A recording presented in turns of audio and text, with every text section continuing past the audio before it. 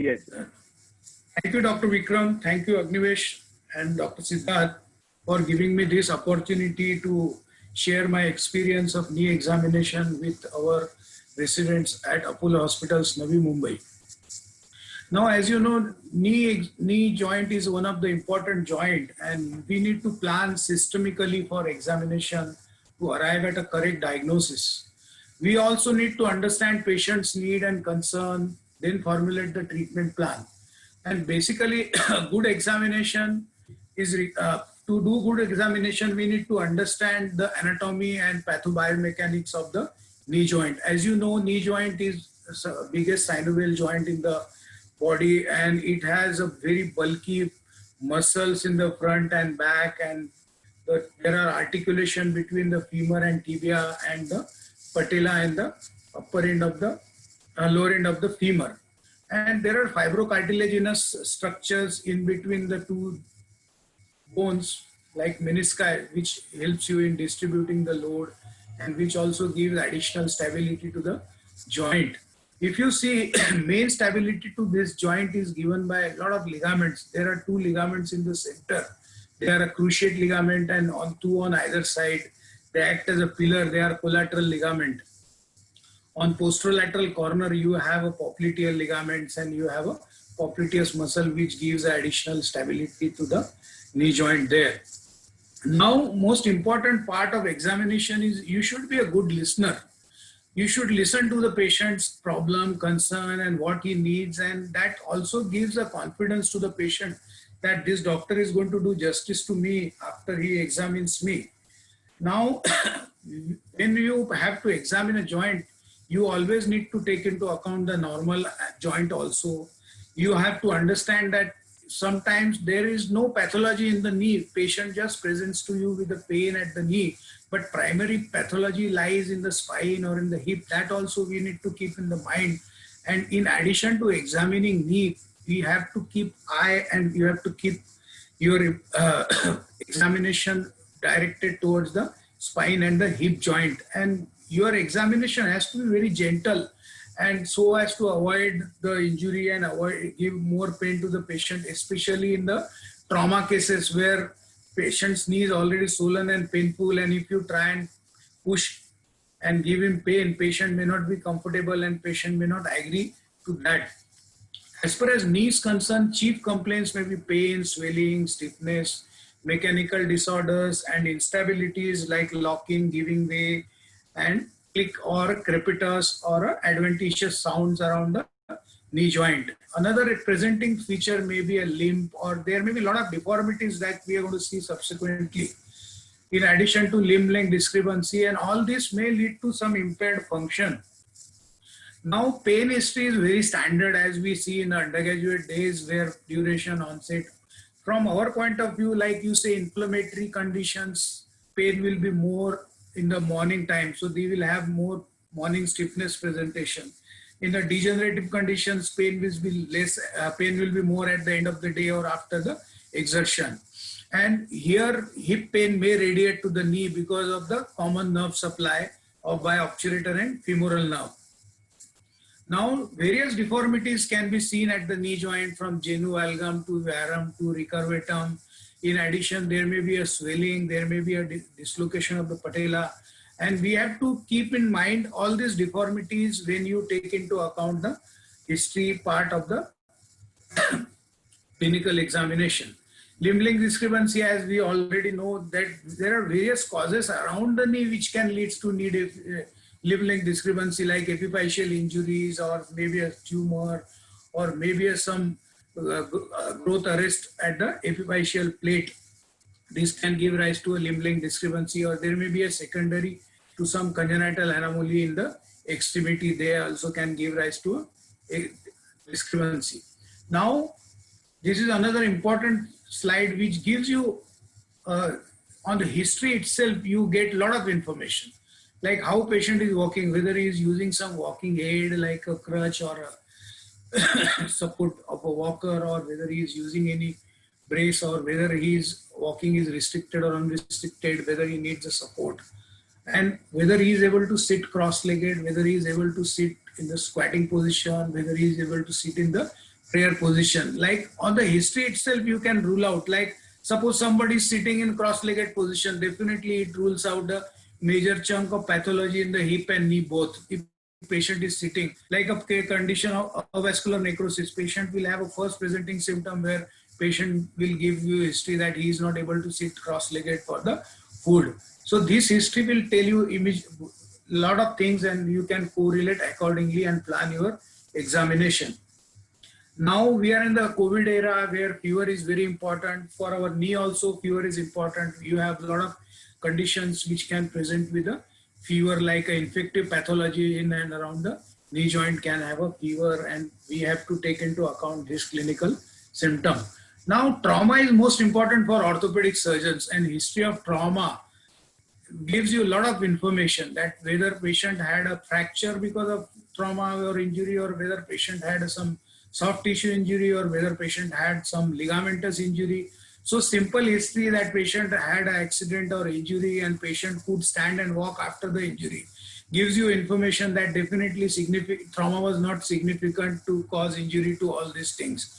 Or immediately after accident or injury, patient develops a swelling around the knee, that may be a hemarthrosis, usually in the cases of fracture or anterior or posterior cruciate ligament injury. Similarly, if there is a meniscal injury in the twisting injuries, patient will have swelling at the latter time, maybe after 4 hours, 6 hours. And when they present to you, you have to keep into account this history. Now, past history is going to help you in giving information about the condition. There are a lot of things which you need to keep in the mind, because we have to treat patient as a whole. We are not just treating the knee. So we need to take into account all, whether he had hypertension, diabetes, whether patient had any thyroid problem, whether previous surgery around the knee. All these things will help you in coming to the diagnosis, so you can do a proper examination. Personal history, similarly, like somebody is a smoker or alcohol, or past history of tuberculosis drugs or anti-epileptic drugs. Some anti-epileptic drugs leads to osteomalacia or rickets. So these small histories will definitely help you in coming out at the conclusion, so you can plan your examination. Now, general examination, as I told you, we should do from head to toe examination, like we do in a trauma patient ATLS course. We always learn that you should do head to toe examination. Same principle you apply here. Definitely there are less chances you are going to miss something, and you are going to get a good clinical diagnosis. Like most important is for us here, you have a lot of things you have to keep in general examination, like rheumatoid criteria you have to take into account, where patient may have a subcutaneous nodule or polyarticular involvement.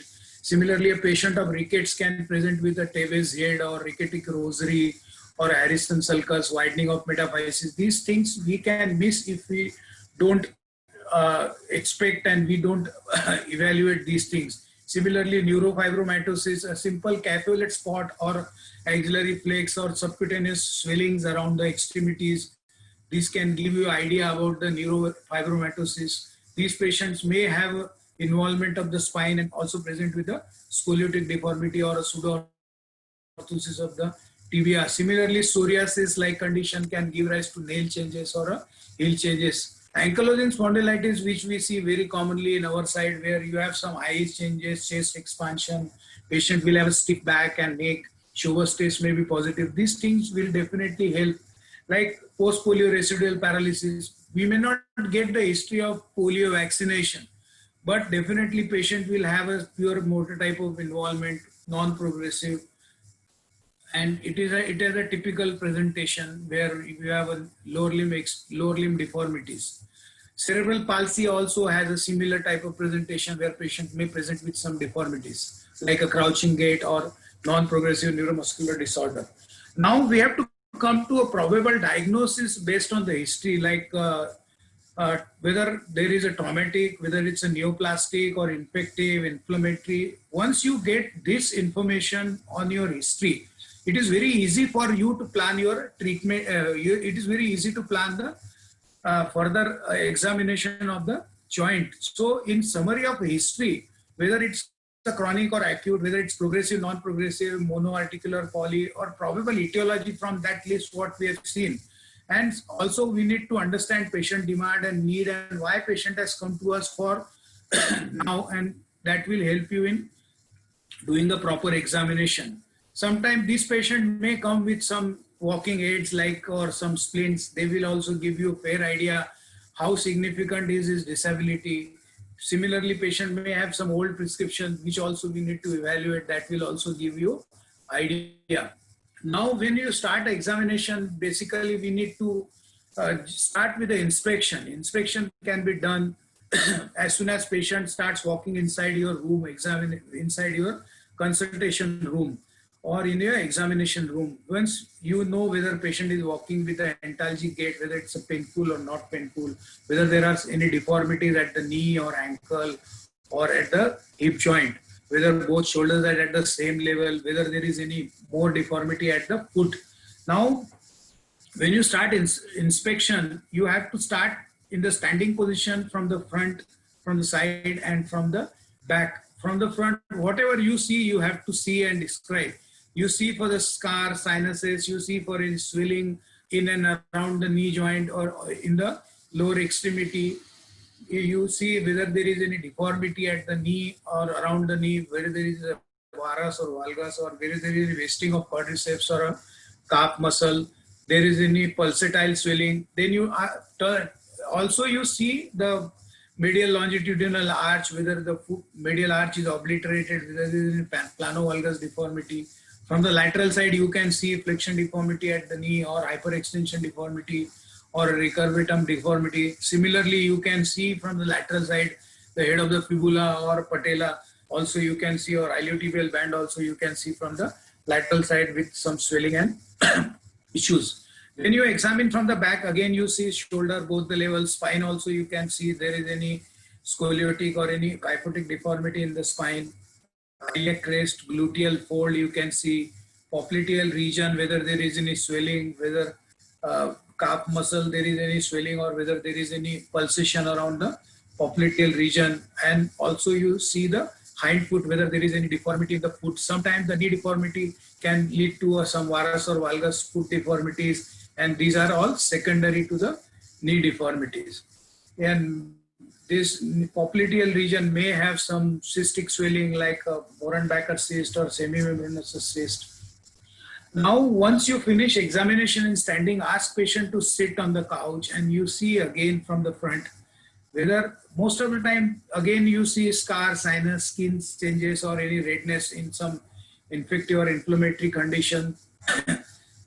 Signs of previous trauma or operation scar you can see there. Position of patella is important. You can get a lot of information when patient sits and the patella goes and sits into the trochlear groove when you flex the knee up to the 90 degree. Again, you can see a bulk of the muscle at the thigh and at the calf region.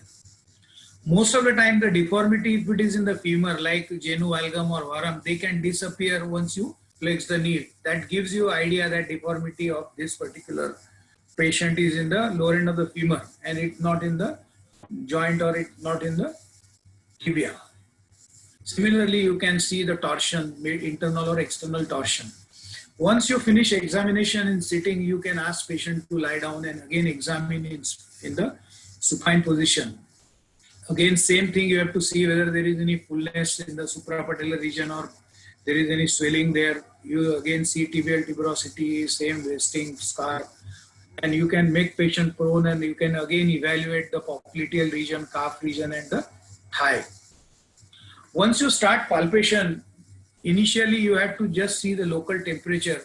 Local temperature will give you idea about the inflammatory condition or infective pathology. Inflammatory like gout or infective pyogenic or other infection can give rise to raised local temperature.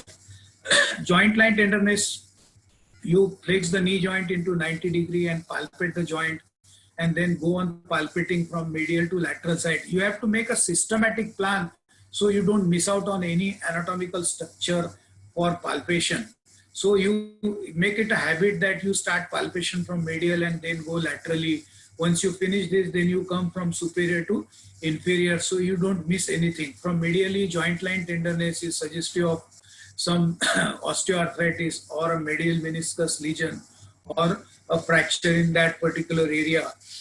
Now, once you come to, once you go down, then you go anteriorly, you can palpate the patella, superior border of patella. You can try and insinuate the fingers and palpate the synovium there at the superior pole of the patella.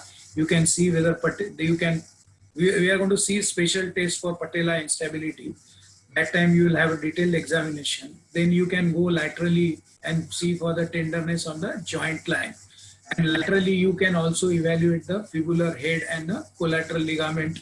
And you can also see the peroneal nerve, which can be rolled out at the neck of the fibula when you palpate the joint from the lateral side.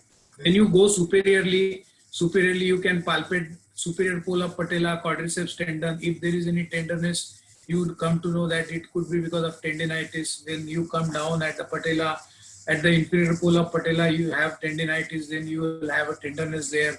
You can continue palpating down ligament of patellis, the tibial tuberosity, then go medially, do palpate pes anserenius. Similarly, go laterally palpate at the Gerdy's tubercle at the insertion of the iliotibial band.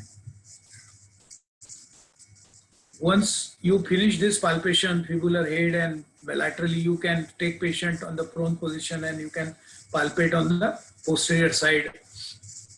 Posteriorly, one important thing for palpating synovium, you have to palpate synovium at the superior pole on the medial side. You can roll the synovium there because the vastus medialis muscle gets first to be vested, and you can very well roll the synovium under surface on the patella, on the lower condyle of the femur on the medial side. Similarly, there may be a triple deformity in Cox, which also can be seen on the examination. Now, from palpation from the back, you have to evaluate the popliteal region. Here, you can see borders of popliteal triangle. Then you can see Mohren-Becker cyst, which is at the joint level, and it is coming directly from the joint and swelling on the ventromedial side. It may be a semimembranosus bursa, or there may be an aneurysm of the popliteal artery where you can palpate the, where you can have the pulsatile swelling in the popliteal region. Now, after you finish palpation from front, back and side, then you go to the evaluation of movement. When you evaluate movement, you can evaluate by flexing, by actively and by passively. When you examine actively, patient himself does the movement. Usually you have 10 degrees of hyperextension up to 135 degrees of flexion. You can ask patient to flex the knee actively.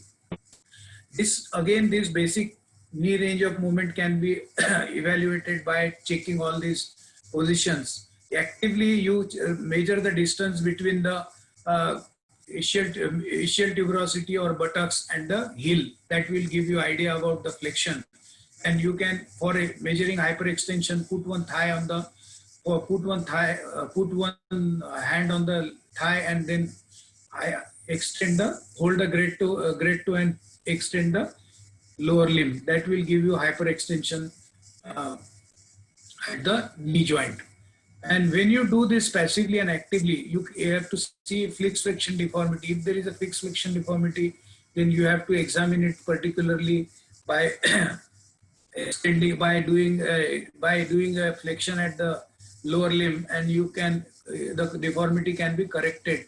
Deformity can be seen. Further flexion can be possible, but extension is not possible. Same can be evaluated in the prone position. This active passive movement we have already seen.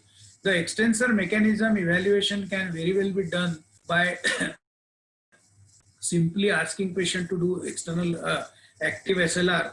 This gives you a lot of information. It tells you about the continuity of bony continuity of the extremity. This tells you about the extensor mechanism. This tells you about the, if you do this against resistance, this also tells you about the internal hip pathology. So this one particular test is very useful for evaluation of a function at knee and hip. Now we come to measurement. In measurement, you have to see Q angle. Q angle is the angle between axis of pull of quadriceps and axis of patellar tendon. Anterior superior iliac spine to center of the patella, and center of the patella to and to the tibial tuberosity. Normally this angle is 10 to 20 degrees. It's more in the female. And you have to check this angle again at the 90 degree of flexion, where it is called tuber sulcus angle. This also gives you idea about the instability of the patella. If angle is more, there is a high chance of patient having a pathology at the genu valgum or increased femoral anteversion or femoral torsion or lateral position tibial tuberosity. These will increase the angle and this will increase the chances of instability at the patella. Now next you have to see the measurement is wasting. Wasting usually 5 centimeter above the joint line, you can evaluate the vastus medialis muscle bulk, and above 15 centimeter below and above you can evaluate the quadriceps and the calf muscle. And usually you need to compare this from the opposite side. In addition to this measurement of the girth of the thigh and femur, you have suppose patient has a deformity, then you can evaluate by measuring the intermalleolar distance in case of genu valgum and intercondylar distance in case of genu varum. So these measurements will help you in during the follow-up of the patient and also will help you in taking a decision about the surgical management. Like if distance is more than 8 to 10 centimeter, then usually this patient needs a surgical correction and accordingly we can tell patient. If there is a deformity in the tibia, like an internal tibial torsion or external tibial torsion, which can very well be evaluated by noting the femoral torsion or a thigh foot angle. And this will give you idea about the rotation, tibial torsion and femoral anteversion. In addition, you have to evaluate the metatarsus adductus, which also gives you information. Limb length discrepancy, you do Galeazzi test, you know where is a short. There is a limb length discrepancy in the femur or in the tibia. Accordingly, you can measure infratrochanteric shortening by doing direct measurement from the joint line to medial malleolus in the tibia and from the trochanter to the joint line or superior pole of the patella. Now we come to effusion of the knee joint. Effusion may be hemarthrosis secondary to injury or secondary to some hemophilic arthropathy. Or there may be a chronic synovitis where there is a lot of synovial fluid collected and patient presenting to you with a huge swelling around the knee joint. These are various causes of synovial effusion like tuberculosis, rheumatoid, osteoarthritis, PVNS, Charcot joints, Ritter's, synovial chondromatosis. This fluid may contain a fat, globules or lymphocytes and crystals. And this usually we have to evaluate and they help you in, once you aspirate, you can send for a biochemical evaluation that gives you idea about the underlying pathology. Now, various tests which can be done to evaluate effusion. One is milking. Simply push the superior pole of the superior portion of the patella and get fluid into the center of the joint, and this will make the patella protrude, and you can just palpate. You can just push the patella over the underlying femur, and this is called patella tap test, which gives you idea that there is a fluid in the joint. Minimum 50 ml fluid is required to get a patella tap positive.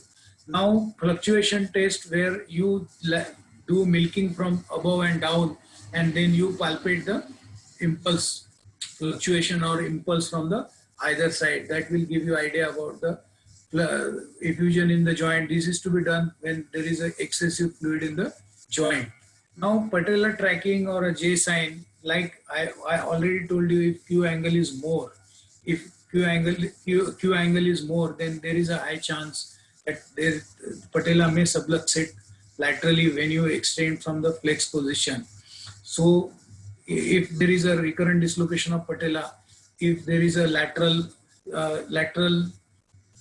medial laxity and lateral constriction of the retinaculum, that can also give rise to lateral subluxation or a J sign positive. Apprehension test is another test which is important from exam point of view, and this usually is to be done for judging the instability at the patellofemoral joint. You do it in the extended position, push the patella on the lateral side from the medial side, then ask patient to actively contract the quadriceps, and patient will wince with the pain, or he will try to withdraw your hands from that particular position because of the fear of the subluxation or pain at the site of the um, medial side of the patella. Similar test can be done in a dynamic way where you are pushing the patella laterally from medial side and you flex the knee joint by 10 to 15 degrees. As you flex the knee, patient will try to withdraw your hands. Patella glide test, again this is done to check the instability of the patella where medial laxity and lateral constriction can be tested. This also is called quadrant test where you draw three lines on the surface of the patella and divide it into 4 parts. And once you push patella from medial side and lateral side and you see how many quadrants you can push patella outside the trochlear groove. If you push patella medially 3 quadrants, then there is a laxity on the medial side. And if you are not able to push more than 1 quadrant on the lateral side, then that suggests that there is a constriction on the lateral side. Patellar tilt is similarly, if there is a constriction on the medial side, there is a constriction on lateral side, you may not be able to lift the patella more than horizontal on lateral side. And if there is a laxity on medial side, you will be able to lift up the patella from the medial side. This is called patellar tilt test. Flat patellar grind test, this test is done to evaluate patellofemoral arthritis or chondromalacia patelli or other conditions of patellofemoral syndrome, where from superior pole of patella you push down and press the patella down to the trochlear groove and ask patient to contract the quadriceps actively, or you flex the knee joint. Then with the contraction of quadriceps, patient will have a pain at that particular site, and this suggestive of a patellofemoral lesion or arthritis. Patellar dislocation may be traumatic, non-traumatic, congenital, recurrent, or habitual. In habitual dislocation of patella, this is usually secondary to contracture of the quadriceps muscle. Vastus lateralis is contracted, could be because of secondary to childhood injections, or could be a congenital contracture of quadriceps. With every act of flexion, patella relocates, and with the act of extension, patella subluxates laterally. This is called habitual dislocation. Now recurrent dislocation, we have already seen, we have checked the instability by doing those tests. This is because of the injury on the lateral side and medial side of the patella. Patella subluxates laterally. And usually patient will have a pain and apprehension test will be positive. Now we come to meniscus. Meniscus, as you know, it's a crescent shaped pad, fibrocartilaginous structure between the femur and tibia, and it helps you in getting the knee range of movement, smooth knee range of movement, and it gives stability to the joint. Now, when there is an injury to the meniscus, there may be a sudden onset pain, or patient will describe that he heard some popping sensation or sound, and that is very typical, and swelling will gradually develop after some time. Now, medial meniscus is larger as compared to lateral, and medial meniscus is attached to the capsular collateral ligament, so there is a less chance of getting it out, so the chances of injuring medial meniscus is high as compared to the lateral meniscus. Now, when you want to evaluate this meniscal injury, you have to do a McMurray's test. McMurray's test is a test which will give you idea.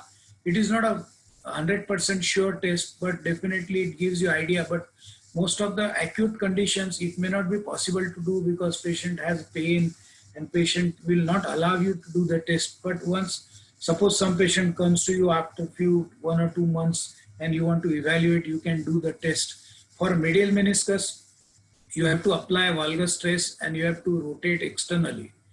And once you flex the knee, you flex the hip, knee to be flexed fully, then you rotate the limb externally at the foot and apply valgus stress and then gradually extend.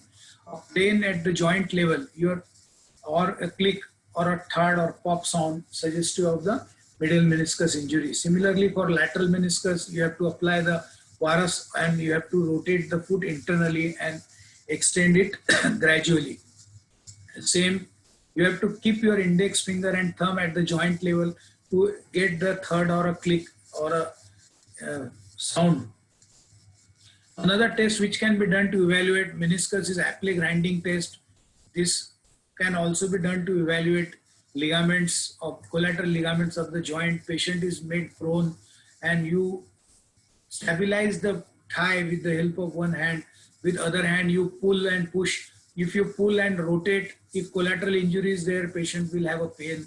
Similarly, you push it down and then rotate, patient will have a pain suggestive of the medial or lateral meniscal injury. Another test can be done is a bounce home test, meniscal pathology. Patient is supine. To evaluate meniscal pathology, usually in the bucket handle tear, patient will have a restriction of a extension. Patient will not be able to do full extension, and here patient will keep the limb in the attitude of flexion. An incomplete extension or rubbery end pill you can get, and there may be a locking. This is called bounce home test. Testlet test, this is all another simple dynamic test which is important. You can hold patient's hand and you can ask patient to stand on the affected extremity and flex the limb by 15 to 20 degrees and rotate 3 times internally and externally.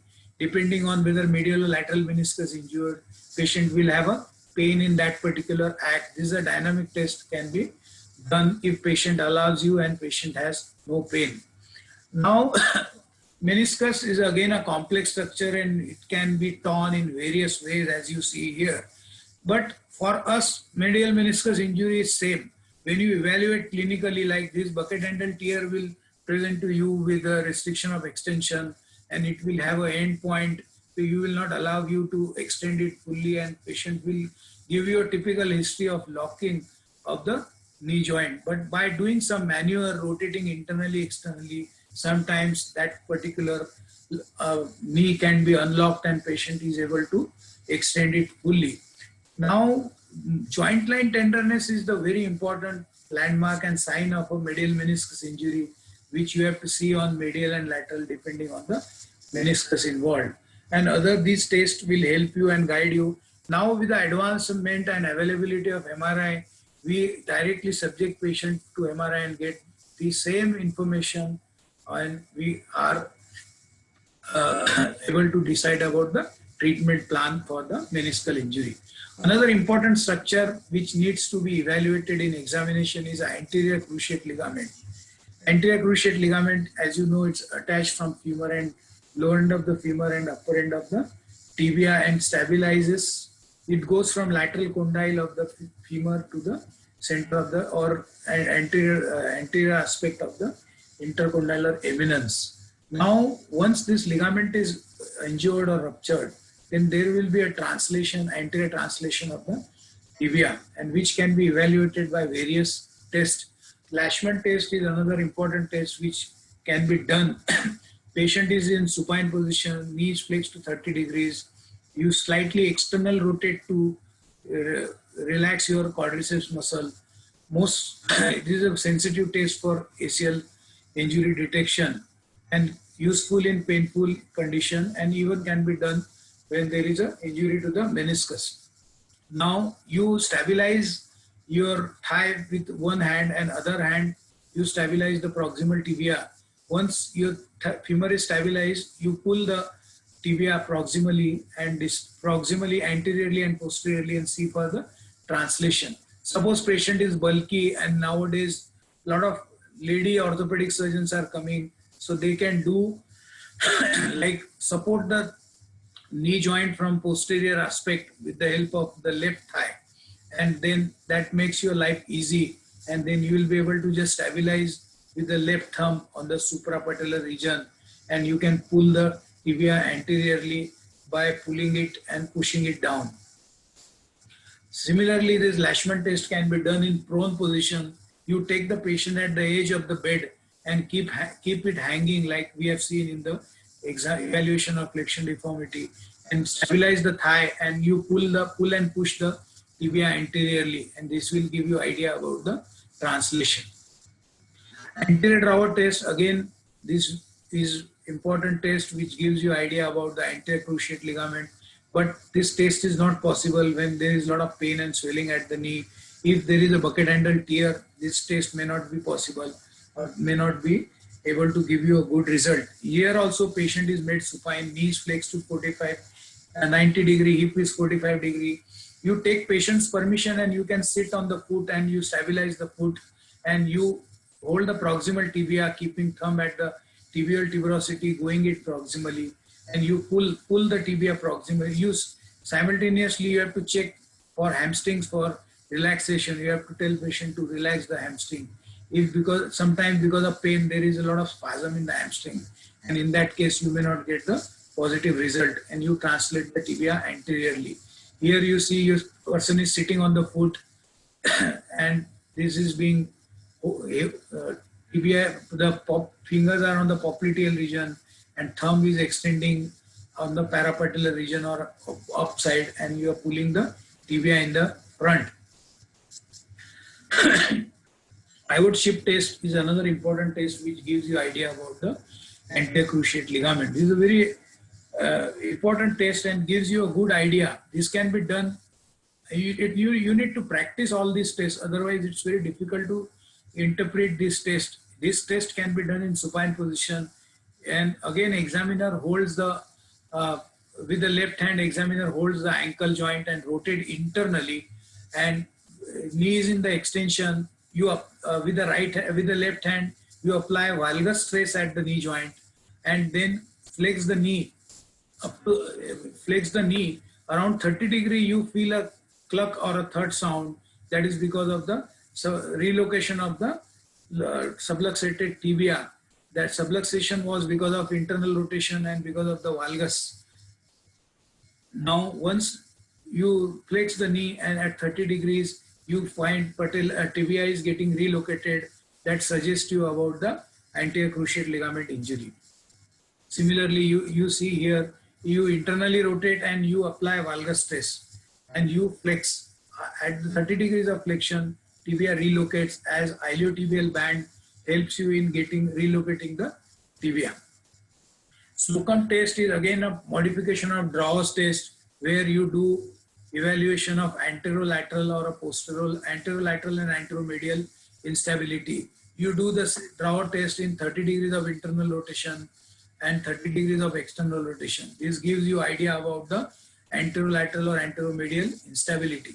This is another important sign which lever sign test. This is a very good sign, and this can be a very useful test in the clinical practice when patient has a lot of pain and swelling at the knee joint. Here knee is kept into extension, a thumb or a fist is put at the calf level, and you push the upper end of you push the lower end of the tibia. So once you push the upper end lower end of the femur or quadriceps, there will be a sudden upliftment of the ankle. But if there is a ACL injury, because there is a mechanical discontinuity, ankle will not be lifted from the ground. It will be on the examination couch. This test is very useful test and can be done by private practitioners also if we educate them. So this lever sign test is important test and is more accurate and is useful to do in the painful situation. Now we see posterior cruciate ligament. Again, like we have examined anterior drawer, you see the posterior drawer test is done to evaluate the posterior cruciate ligament. Already the knee joint is subluxated, the tibia is subluxated posteriorly, and you see a sac sign here. Now same, all the steps are more or less same. You see a sac there, then you stabilize the foot and you push the tibia posteriorly, and you get a thud sound or you feel a giving way situation there. That suggests the posterior or positive. This is another sign which suggests of a posterior cruciate ligament, where posterior, because of the injury to the posterior cruciate, which stabilizes the proximal tibia on the femur, Because of that injury to the posterior cruciate, there is a sagging of the upper tibia, and which can very well be seen when you flex the knee joint to 90 degree, and with the gravity it sags down. Now you see here there is no sagging here. No sagging here. You see a sagging suggestive of the posterior cruciate. Another test which can be done to see posterior cruciate is an active quadriceps test. You do the same anterior drawer test like position. You see the sag there. You ask patient to isometrically contract the quadriceps. As soon as patient contract quadriceps, the tibia is pulled up to the original position and sagging is corrected. It's suggestive of the PCL injury. Now posterolateral complex is another important and we need to evaluate. That will help you in giving a good result to your patient. If there is associated injury to PLC, which needs to be evaluated and managed, otherwise your patient may not be satisfied. Posterolateral corner can be evaluated by external rotation recurvatum test or a dial test or a reverse pivot shift test. This external dial test is also called tibia external rotation test. This is done in prone position. Patient's knees flex to 30 degrees or 90 degrees. At 30 degrees of flexion, you have to hold the foot and you have to externally rotate. You have to put the hold foot and rotate externally. If rotation is more than 10 degrees on the affected side, this suggests the posterolateral corner injury. If you do at 90 degree, that suggests posterolateral corner and a posterior cruciate ligament injury. Now, similar evaluation can be done by the external rotation recurvatum test. This is a very simple test. It's done in supine position. Stabilize the thigh by keeping hand at the suprapatellar region and hold the thumb with one hand and lift up the leg. As soon as you lift up the leg, the patella, the knee joint will go into varus and external rotation and recurvatum. That suggests, and you have to compare this with the opposite side. If you get excessive varus, recurvatum, or limb goes into external rotation, that suggests the posterolateral corner injury, and this can again be evaluated by doing MRI. So MRI is very important for evaluation of all these ligaments. Reverse pivot shift can be done to evaluate posterolateral corner. Patient is again supine. Examiner flexes knee to 45 degree, and valgus plus external rotation force is applied, and patient's knee is extended. If tibia posterolaterally subluxates, the iliotibial band will reduce it as it goes from flexor to extensor. So this test is done, and tibia is subluxated posteriorly, posterolaterally. Once you extend, the tibia relocates. That suggests the posterolateral injury. Now we see medial collateral ligament. As you know, medial collateral ligament is another important structure which stabilizes the knee and can be evaluated by doing test at 0 degree and 30 degrees. Patient is in supine position and knee is flexed in 30 degrees of flexion, and you apply the valgus strain to evaluate the medial collateral ligament. If you see a similar test you do in 0 degrees of flexion, 0 degrees of extension, then it suggests that there is an injury to the anterolateral. Similarly, we evaluate the lateral collateral ligament. Lateral collateral ligament again needs to be evaluated at 0 degree and at the 30 degree. 30 degree you evaluate and gives you idea about the collateral ligament. Same ligament can be checked by doing a figure 4 position, and you can palpate and see the ligament. Now we see, as we discussed before, knee joint pain can be referred pain from the knee or from the hip or from the spine, and both the things should be evaluated by doing a straight leg rising and by evaluating the spine. Hip examination, again you do same, you evaluate the internally and rule out the hip pathology by doing a Thomas test and various tests. Lumbar spine, again you see, examine on the back side for any paravertebral back tenderness or sensoromotor disturbances. Now, most important, again, neurovascular, we have to evaluate popliteal pulses, dorsalis pedis, and posterolateral. And sensory, you have to see for sensory in the obturator, for the medial side of the thigh, anterior side of the thigh, posterolateral is sciatic and peroneal and tibial nerve. Peroneal nerve also needs to be evaluated because there is a high chances of getting injury to the peroneal nerve. So patient may present to you with a foot drop, and in that case you have to see sensory and motor evaluation. Now, when you see these patients walking in your OPD, they may be walking with a varus thrust, or they may be walking with a antalgic gait. Some say most important is patient with a foot drop may walk to your OPD with a high steppage gait. Quadriceps insufficiency, patient may walk to you in your OPD with a hand to knee gait, or will have a hyperextension locking gait. Now we see some additional conditions which we encounter in a clinical practice. One is iliotibial band syndrome. This usually patient will present to you with a pain on the lateral side of the knee joint that will be superior to the patella. And this can be evaluated by doing a Noble test, where patient is on the examination couch, makes a flexion at the knee and press at the point in the iliotibial band and gradually extend the knee, and patient will have a more pain there, suggestive of the involvement. Similarly, can be evaluated by doing a Noble test. Pressure is applied on the lateral femoral condyle while knee is flexed, and then 30 degrees lateral femoral condyle indicates a positive test. Some additional test which can be done to evaluate this iliotibial band is a overt test, where patient is in lateral position and hip is abducted and extended and drop down. If there is a contracture, limb will not go down in adduction and it will be holding in the abduction. For evaluation of tight hamstrings, we can do a popliteal angle test, where you just straighten do a straight leg rising and then flex the knee and straighten it and see for the popliteal angle.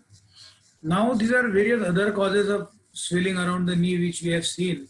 Now another is Osgood-Salter, where patient will present to you with tenderness and swelling at the tibial tuberosity. Patient will have a swelling like this. This could be because of some disruption or inflammation at the tibial tuberosity seen in adolescent. Most of the time it is seen on both sides. Patient will present to you in the OPD. You do the X-ray and do clinical examination and give a diagnosis of Osgood-Salter disease. There are various bursas around the knee we have to keep in account, and most important bursas which are involved are the prepatellar bursa, where patient has a housemaid's knee, or a Kligerman's knee with an infrapatellar bursa, or a semimembranosus bursa presenting with the popliteal swelling. This is a patient presenting with a prepatellar bursa. Here, this swelling is extra-articular. It is not inside the joint. So when you move it, you are outside the knee joint. Fluctuation may be positive because there is a fluid in the joint. But other tests related to the knee joint may not be give you any information. Now, this popliteal region, you may have tooth swelling, semimembranosus and Becker cyst. Semimembranosus bursa is on the medial side, and usually it is under the gastrosoleus and in the semimembranosus. Whereas the Becker cyst is in the center or joint level, and it is directly protruding from the joint. And usually it is a painless swelling, and it's communicating with the joint like this, where you have an inflammation. This is usually secondary to rheumatoid arthritis, osteoarthritis, or sometimes meniscal injury or tear in the meniscus can also give rise to a inflammation or bursal swelling like this, or swelling in the popliteal region like this. Simple meniscal injury can present with a meniscal cyst, where there is an outpouching of a gelatinous fluid from the meniscal tear, or that fluid and synovial fluid herniates through the meniscal cyst. Osteochondritis dissecans is another condition which can be seen is a avascular necrosis, non-separated segment or separated segment, where patient will have a pain on the medial femoral condyle. In 80 to 90% of the conditions, medial condyle of the lateral portion of the medial femoral condyle is involved, and patient will have a pain on the internal rotation. So external rotation will reduce the pain. This can be done seen in the Wilson test. Another condition is Hoppas syndrome, where patient will have pain on the anterior infrapatellar region, and this usually seen because of the pinching of the Hoppas pad inside in between two bones, or between the patella and the lower end of the tibia, or in the femur. Usually jumping or high sports like basketball or volleyball can give rise to this impingement, or like a tongue bite, that synovial, that pad gets injured between the bones and can get inflamed, and patient will have a pain at the infrapatellar region or anterior knee pain. Another condition which commonly encounter is osteoarthritis, as you know. And in patient with osteoarthritis, again, you have to follow the same protocol, and you have to evaluate this patient in the same way as we have seen. You have to evaluate the deformity. You have to see whether there is any instability because of any ligamentous laxity or because of the contracture. There may be a tricompartmental involvement, and patient will have a pain, joint line tenderness. Another condition which can be seen like synovial chondromatosis, where you have a lot of synovial thickening or synovial effusion. X-ray picture will suggest you have multiple opacities, and patient will have a chronic swelling giving way.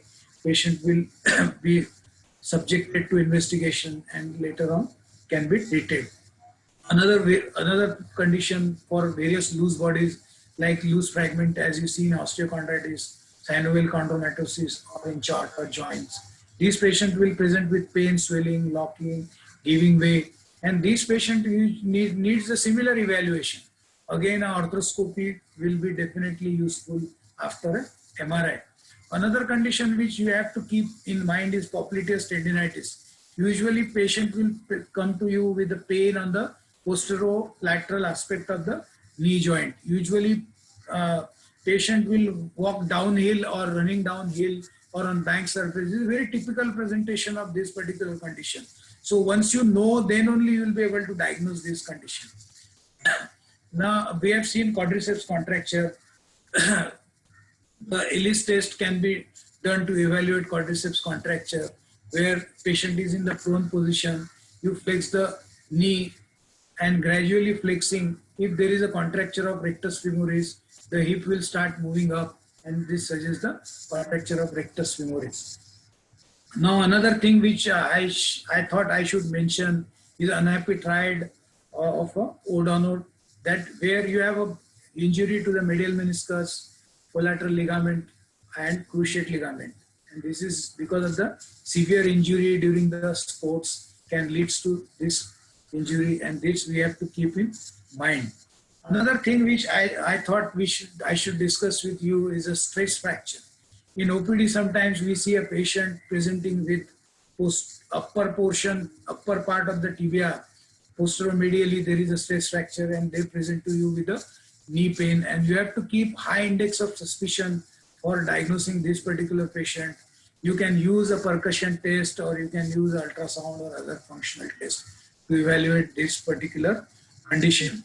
Another thing we have to keep in mind is for a stress fracture is a triad of female athlete. It's usually seen in female athlete, where you have menstrual disturbances, bone loss, osteoporosis, stress fracture, and eating disorders. These conditions, this patient will present to you with a stress fracture in the lower limb.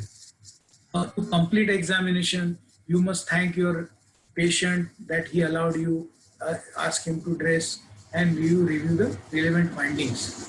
Now, just a brief preview of these things. This is a psoriatic patch which you have to keep in mind in general examination. This figure shows you fullness of suprapatellar pouch or synovitis. This is a slide shows you PVNS. This condition, patient will present to you with only synovitis. Once you aspirate, patient will have a chalky or a reddish color sauce-like fluid. It can be aspirated. MRI will give you the diagnosis. This is showing you scar of previous operation. This is showing you goutus tophus. This shows a patellar dislocation, arthroscopy. This is another slide which shows you a condition which is seen in some part of India or in Africa, where hookworm can creep like these are Drunkenculus medinensis or Guinea worm. This is seen in some part of Gujarat or interior part of Maharashtra, where you have those wells. These patients will come to you with multiple opacities in the knee joint like this. These are all calcified Guinea worms. And this is very typical. And unless you know, you will not be able to see and clinch the diagnosis. Another thing which nowadays not seen, but Saba tibia, where you have a thickening of the tibia presenting.